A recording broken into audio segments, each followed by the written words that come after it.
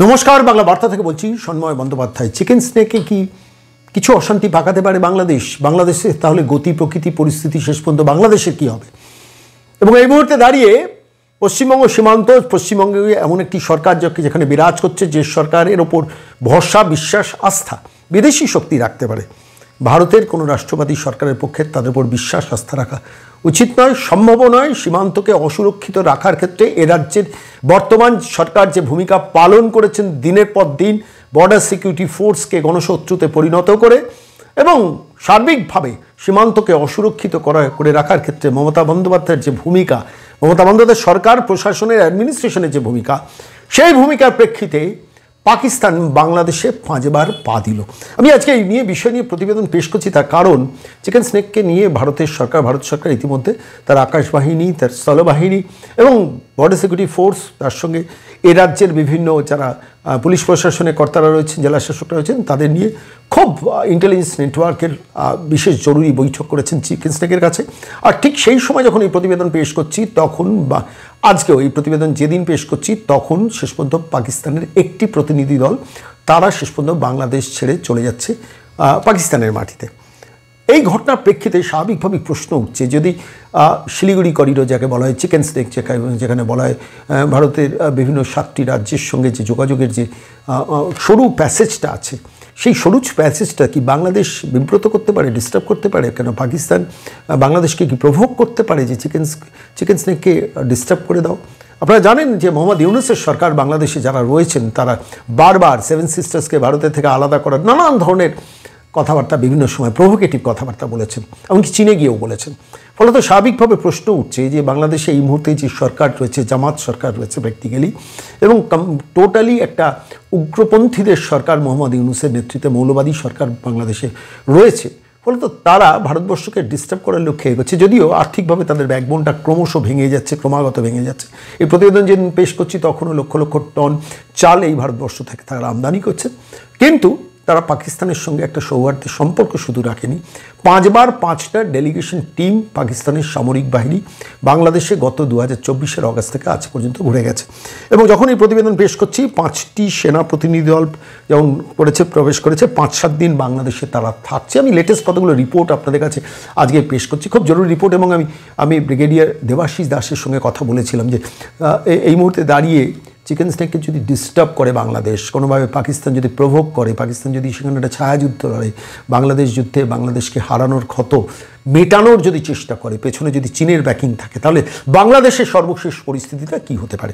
তিনি ইঙ্গিত দিয়েছেন, যা বলেছেন, প্রেক্ষাপটটা বর্ণনা করেছেন এবং সমস্ত ঘটনাটা বলেছেন। আমি আবারও বলছি, চিকেন স্নেকে হাত দিলে বাংলাদেশ কিন্তু জ্বলে পুড়ে খাক হয়ে যাবে। কীভাবে হতে পারে, কোন পদ্ধতিতে হতে পারে, সেগুলো নিয়ে আমরা বিস্তৃত আলোচনা করেছি। দেবাশিসবাবু সমস্ত ব্যাখ্যা করেছেন সংক্ষেপে আমাদের এই প্রতিবেদনের শেষ পর্বে আপনাদের শোনাবো, কিন্তু কতগুলো ডেভেলপমেন্ট আপনাদের এই মুহূর্তে প্রতিবেদনের রিপোর্টটি আকারে পেশ করা দরকার। প্রথম কথা, আসিফ মুনির বাংলাদেশ মিলিটারির মধ্যে যারা ভারত বিদ্বেষী সেই সেকশনটাকে আইডেন্টিফাই করেছেন গত 1 বছরে এবং তাদের সঙ্গে নেগোসিয়েশনটা চালাচ্ছেন।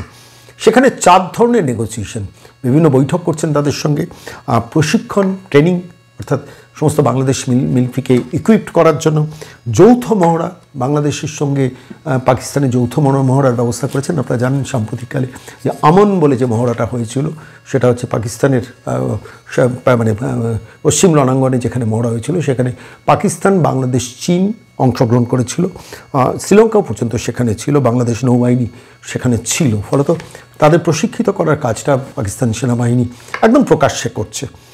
শনিবার আমি যখন প্রতিবেদন পেশ করছি তার 3 দিন আগে সাকির উল্লাহ খটক, লেফটেন্যান্ট জেনারেল পাকিস্তানের, তিনি বাংলাদেশে আসেন এবং আজকে 25 তারিখ তিনি তার টিম নিয়ে আবার পাকিস্তানে ফিরে আসছেন। ঘন ঘন এই আসার পেছনে লক্ষ্য রয়েছে পরিষ্কার, ভারতকে বিব্রত করা। এবং intelligence service, inter service intelligence, ISI যাতে বলা হয় পাকিস্তানের, তাদের টিম যখনই পাকিস্তানের কোনো মিলিটারি জেনারেল বা মিলিটারি পদাধিকারী বাংলাদেশে আসছেন, তার সঙ্গে এক ঝাঁক ইন্টেলিজেন্স কর্তারা আসছেন। এই ইন্টেলিজেন্স কর্তাদের আসার পেছনেই লুকিয়ে রয়েছে চিকেন স্নেককে বিব্রত করা, ডিস্টার্ব করা, ভারতবর্ষকে ব্যতিব্যস্ত করে রাখা। পশ্চিম রণাঙ্গনে বেদম মার খেয়ে শেষ পর্যন্ত পূর্ব রণাঙ্গনে মোহাম্মদ ইউনূসকে পেয়ে স্বাভাবিকভাবে তারা একটু চেষ্টা করছেন মনোবলটা বাড়াতে, এবং তাদের নজরে তো রয়েছে পশ্চিমবঙ্গ সীমান্ত অঞ্চল 2217 কিলোমিটার যেখানে তাঁদের চোখে অন্তত এখানে একটা পাকিস্তানের বন্ধু সরকার পশ্চিমবঙ্গে বিরাজ করছে, বলতো স্বাভাবিকভাবে তাদের কাজের স্পিডটা গতিটা সাম্প্রতিককালে বৃদ্ধি পেয়েছে। অক্টোবরের শুরুতে জেনারেল তাবসুম হাবিব তিনি এসেছিলেন এবং সঙ্গে এক ঝাঁক আইএসআই কর্তা। অক্টোবরের শেষে আসেন জেনারেল সাইদ শামসাদ মির্জা, তিনিও একটা বড় আইএসআই ডেলিগেশন নিয়ে আসেন, ইন্টেলিজেন্স সার্ভিসের ডেলিগেশন নিয়ে আসেন। চারটে বেসিক জায়গায় তারা চুক্তি সই করেন। একটা হচ্ছে গোয়েন্দা সহযোগিতা, অর্থাৎ গোয়েন্দা ইন্টেলিজেন্স সার্ভিস সহযোগিতা করা, এর সঙ্গে মোহাম্মদ ইউনূসের সরকারের সঙ্গে সেনাবাহিনীকে প্রশিক্ষিত করা, যৌথ মহড়ার কথা আগেই বলেছি, এবং অস্ত্র সরবরাহ বৃদ্ধি। সবথেকে ইন্টারেস্টিং কী জানেন, বাংলাদেশের মানুষ এখনও জানেন না, মোহাম্মদ ইউনূস যেদিন সরকার থেকে চলে যাবেন জানবেন সমস্ত পাকিস্তানের ঝর্তি পড়তি অস্ত্রগুলো বাংলাদেশকে বিক্রি করে দিচ্ছেন। মানে পাকিস্তান যে অস্ত্রগুলোকে রিজেক্ট করছে, যে আর চলে না, অচল হয়ে গেছে, সেগুলো বাংলাদেশ কিন্তু চট্টগ্রাম বন্দর থেকে মানে সেগুলোকে নামাচ্ছে। এবং মোহাম্মদ ইউনূস ভাবছেন যে আসলে মোহাম্মদ ইউনূসের একটা ইন্টারেস্ট আছে, তার কারণ মোহাম্মদ ইউনূস আলটিমেটলি সরকারের স্থায়িত্ব চাইছেন, নিজের পদাধিকারটা চাইছেন, এবং আলটিমেটলি যেটা করছেন ভারত বিদ্বেষী জামাত এবং অন্যান্য শক্তি যারা বিএনপির সঙ্গে জোট বেঁধে আছেন তাঁদের মনোবাসনাটা পূরণ করে ভারত বিদ্বেষটা জাগিয়ে রেখে আলটিমেটলি বাংলাদেশে তার নিজের পথটাকে টিকিয়ে রাখতে চাইছেন, কিন্তু at the cost of Bangladesh economy, যে ইকোনমি এই মুহূর্তে সাংঘাতিকভাবে ভেঙে পড়ছে, সে তথ্য দিয়ে পরবর্তীকালে আপনাদের কাছে প্রতিবেদন পেশ করব। এবং আকাশ ছোঁয়া মূল্যবৃদ্ধি বাংলাদেশের মাটিতে হয়ে গেছে, তার মধ্যে পাকিস্তানের ঝর্তিপট্টি সব অস্ত্র এখন বাংলাদেশ মোহাম্মদ ইউনূস কিনছে বাধ্য হয়ে, তা নাহলে পাকিস্তান সাহায্য করবে না। এইসব যখন হচ্ছে তখন পাকিস্তান আরও একটা কাজ করেছে, সেটা হচ্ছে পেকুয়া বলে বঙ্গোপসাগর একটা এরিয়া রয়েছে, সেটা বাংলাদেশের ওই সমুদ্র উপকূলেই রয়েছে। পাক সাবমেরিনের জন্য পাকিস্তানের সাবমেরিনের নোঙরের জন্য রিফুয়েল রিফিট বলা হয় ইংরেজিতে যাকে, তার জন্য একটা আবেদন ইতিমধ্যে বাংলাদেশের কাছে করেছে এবং মোহাম্মদ ইউনূসের সরকার অ্যাজ ইউজুয়াল দিয়ে দেবেন।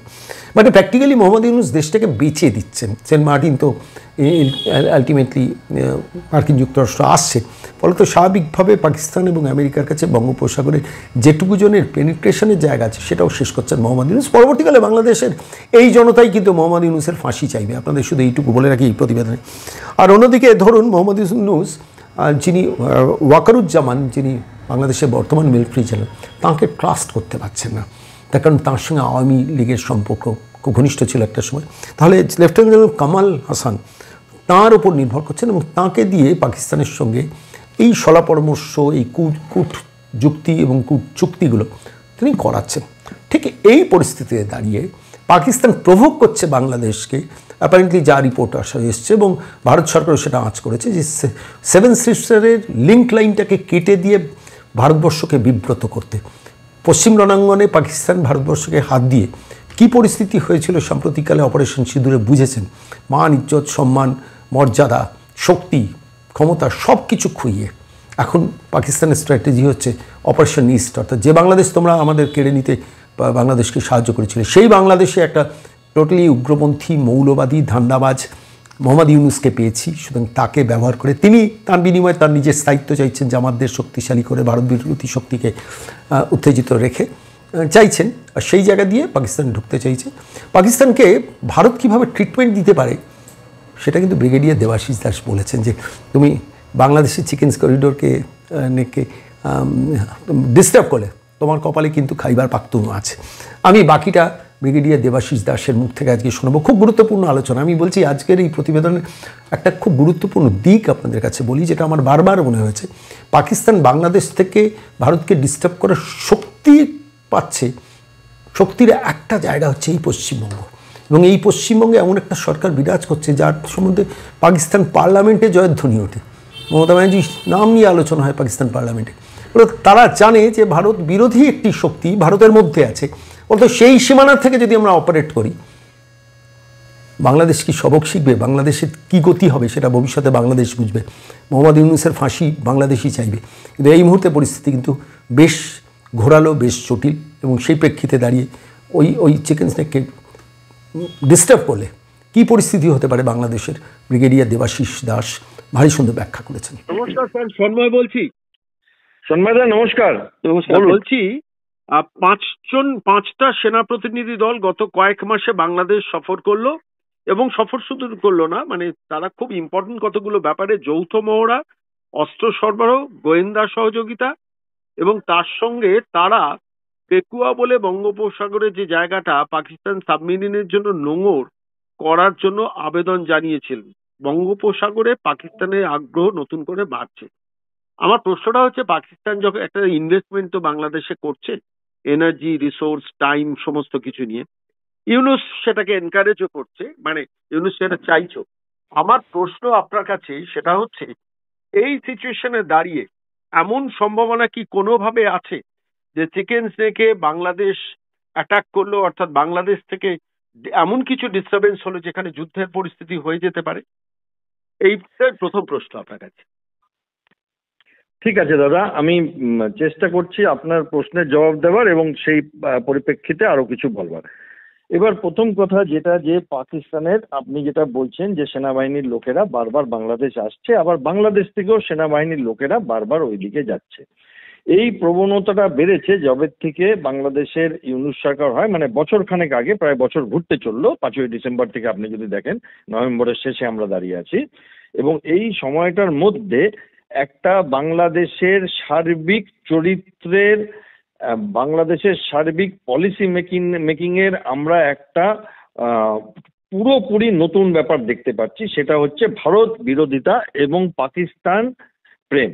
এবং যেই পাকিস্তানের জন্য ভারত হাজার হাজার সৈনিকের জীবন দিয়ে বাংলাদেশের মানুষদের ধর্ষণ হতে, লুট হতে বাঁচিয়েছিল, সেই ভারতের বিরুদ্ধে এখন বাংলাদেশ হাতে হাত মিলিয়ে, বাংলাদেশ মানে আমি বাংলাদেশের শাসন ব্যবস্থার কথা বলছি, আমি বাংলাদেশের সাধারণ মানুষের কথা বলছি না, 18 কোটি মানুষের কথা বলছি না, বাট শাসন ব্যবস্থা যাদের হাতে, ধরুন প্রধান উপদেষ্টা, অন্য উপদেষ্টারা, এবং বাংলাদেশের কিছু রাজনৈতিক দল এবং কিছু সংগঠন, আমি জামাতে ইসলামীর কথা বলছি, আমি বিএনপির কথা বলছি, এবং আমি নতুন যে পার্টিটি হয়েছে এনসিপি, সেই জাতীয় পার্টির কথা বলছি এবার, এবং আরেকটা জাতীয় পার্টি আছে আর সাথে, সেটার কথা বলছি। এবার এরা মিলে একটা ঘোট পাকিয়েছে। এবার এই ঘোটের মেইন কাজটা কি? প্রথম কথা হচ্ছে যে তাদের নিজস্ব বিক্ষোভ আওয়ামী লীগের ওপর, এবং আওয়ামী লীগে প্রায় 40 থেকে 50% জনগণ সাপোর্ট করেন বাংলাদেশের। আমি বলছি না তারা খুব ভালোভাবে কাজ করেছেন বা শাসন করেছেন, বাট ভারত বিরোধিতা করেননি বা করতে পারেননি, কারণ তাদের কৃতজ্ঞতার একটা লেশ ছিল। কিন্তু যখন বাংলাদেশ স্বাধীন হয়, মানে ভারত যখন ঢাকায় পৌঁছায়, ভারতীয় সেনাবাহিনী এবং আমাদের প্রধানমন্ত্রী ইন্দিরা গান্ধী যখন বাংলাদেশকে সব রকম ভাবে সাহায্য করেন, তখন মুজিবুর রহমান এবং তার দলবল ছিল, এবং বাংলাদেশের কিছু লোক কিন্তু তাদের বিরোধিতা ছিল, এবং তারা বহুবার চেষ্টা করেছে, এবং শেষে তো মুজিবুর রহমানকে প্রাণও দিতে হয় তাদেরই হাতে। এবং এই রাজাকার, আল বাদার, আল শামস, তারা তখন পাকিস্তানের খান সেনাদের সাথে হাত মিলিয়ে অপারেশন সার্চলাইট করেছিল এবং বাংলাদেশিদের চিনিয়ে দিয়েছিল যারা এই মানে বিরোধিতা করছে পাকিস্তানের। এবং সেইখানে কি হয় যে তারা এখন ফিরে এসছে আবার বিরাটভাবে সংগঠিত হয়ে, এবং তাদের প্রথম দিন থেকে কোনো রকম সন্দেহের অবকাশ ছিল না তাদের এজেন্ডাটা কি। তারা পাকিস্তানের জাহাজকে বিনা চেকিংয়ে ঢুকতে দিয়েছে, তারা ভারতে যারা এক্সপ্লোজিভ ঢুকিয়েছিল জাহাজে করে সেই সমস্ত সাজাপ্রাপ্ত বন্দীদের বেকসুর খালাস করে দিয়েছে, তারা উলফাকে উস্কানি দিয়েছে, তারা পাকিস্তানের লোকেদের আমাদের চিকেন নেক দেখিয়েছে, এবং তারা নানানভাবে অনেক কিছু করছে। এবার আসি আপনার উত্তরে, ভারত কি সম্ভাবনা আছে? হ্যাঁ দাদা, সম্ভাবনা তো আছে, এবং সম্ভাবনা আছে বলেই ভারত হালে কিছু শক্তি প্রদর্শন করেছে চিকেন নেক এরিয়ায়, কিছু পরপর নোটাম জারি করেছে, গুজরাটের সার ক্রিকে দেখিয়েছে, এবং ভারত আফগানিস্তানের তালিবানের সাথে কোথাও একটা আপোষ করে মিটিং করেছে। ভারত একটু পাকিস্তানকে, বাংলাদেশ অনেক আরো ছোট দেশ, পাকিস্তান প্রথম কথা একটা নিউক্লিয়ার পাওয়ার এবং খুব বড় আর্মি আছে পাকিস্তানের কাছে, ভারতের কাছাকাছি না হলেও বিশ্বের দরবারে আমাদের আর্মি 4 নম্বরে, ওদের 13 নম্বর বা 12 নম্বরে, আর বাংলাদেশের 35 নম্বরে। এটা হচ্ছে গ্লোবাল ফায়ার পাওয়ারে। এবার হচ্ছে যে সেটা ছেড়ে দিন, ভারত পাকিস্তানকে ঠারে ঠারে বোঝাতে চেয়েছে যে তোমরা যদি বাংলাদেশে ঢোকো তাহলে তোমাদের দেশ হয়তো 5 টুকরো করে দেবো। বাট পাকিস্তানের কি হচ্ছে যে তারা বুঝবে না, তাদের লেজ সোজা হবে না, লেজ কাটতে হবে। তো ফলে ভারত সেই দিকেই হয়তো এগাচ্ছে। বাট এই যে ঘোট পাকাচ্ছে এরা, এটা হচ্ছে একটা ইসলামিক মৌলবাদী আর কিছু পাগল মানুষ, দুই দেশের, বাংলাদেশ আর পাকিস্তানের, যারা মিলে এত বড় একটা শক্তি ভারত, যাকে এখন আমেরিকা আপনি যদি বলেন যে মানে প্রথম বিশ্ব দেশগুলো সমীহ করে চলে সামরিকভাবে, অর্থনৈতিকভাবে, রাজনৈতিকভাবে, সেই দেশের সঙ্গে তারা এরকম ভাবে সংঘাতে জড়াতে চাচ্ছে যার পরিণতি একটাই, ধ্বংস। আর কোনো পরিণতি নেই, কারণ ভারত তো নিউক্লিয়ার পাওয়ার। ভারতের তো ক্লিয়ার লেখা আছে আমাদের নিউক্লিয়ার পলিসি ডক্ট্রিনে, আপনি যদি পড়েন যে ভারতের যে আমরা ফার্স্ট ইউজ করব না, কিন্তু প্রয়োজন হলে যদি আমাদের দেশের মানে সর্বশক্তি ব্যবহার করব, সেখানে আমাদের ব্রাহ্মস আছে, আমাদের এত ফাইটার এয়ারক্রাফট আছে। পাকিস্তানকে এবং বাংলাদেশকে একসাথে, চীনের সাথেও তার সাথে যদি কিছু হয়, রুখবার মতো সাহস, ক্ষমতা এবং ইচ্ছে ভারতের এই মুহূর্তে আছে। আমি ভারতের সেনাবাহিনীর কথা বলছি। 1962-তে ভারতের সেনাবাহিনী তখনও অতটা অর্থনৈতিক কারণে, রাজনৈতিক কারণে অতটা শক্তিশালী ছিল না। আমার আপনার কাছে একটা খুব স্পেসিফিক প্রশ্ন আছে। দেখুন, ছায়াযুদ্ধ চালাবে পাকিস্তান বাংলাদেশের যারা নির্বোধ তাদের সামনে রেখে। Ultimately at the end of the day তো বাংলাদেশ প্র্যাকটিক্যালি নিশ্চিহ্ন হয়ে যাবে যদি ভারতকে ডিস্টার্ব করে, মানে ভারতকে মানে কোনোভাবে মানে যুদ্ধের পদ্ধতিতে ডিস্টার্ব করে। আমার প্রশ্ন যে ভারতের এন্টায়ার চিকেন স্নেকের জায়গায় কোনো রকম ডিস্টারবেন্স হলে ভারতের বাংলাদেশকে কন্ট্রোলে নিতে কদিন সময় লাগবে? আপনি একজন মানে এই ব্যাপারে সামরিক বাহিনীর লোক ছিলেন, আপনি আপনার দীর্ঘ অভিজ্ঞতা এবং আপনার প্রচুর নলেজ, আমি সেই প্রেক্ষিতে দাঁড়িয়ে জিজ্ঞেস করছি ভারতের বাংলাদেশকে নিয়ন্ত্রণে নিতে কদিন সময় লাগবে? ঠিক আছে, আপনি দাদা একটা খুব সুন্দর শব্দবন্ধ ইউজ করলেন, নিয়ন্ত্রণ। এবার এই নিয়ন্ত্রণটা কিন্তু গ্রাউন্ডে না গিয়েও করা যায়, এবং সেটাই ভারত হয়তো করবে যদি সেই রকম কোনো ব্যাপার দেখে যে ভারত, বাংলাদেশ আর পাকিস্তান মিলে ডাইরেক্ট ছায়াযুদ্ধ করছে। কারণ সহ্যের তো একটা সীমা থাকবে, এবং সেই সীমার কাছাকাছি এখন বাংলাদেশ ঘুরছে। এবং আপনি যদি দেখেন বাংলাদেশের দুর্দিন অলরেডি শুরু হয়ে গেছে। বাংলাদেশে মানে খাবার জিনিসপত্রের দাম প্রচুর, বাংলাদেশে রাস্তায় রাস্তায় ছিনতাই হয়, বাংলাদেশের মানুষ মানে সাধারণ মানুষ, তাদের জীবনের সিকিউরিটি নেই।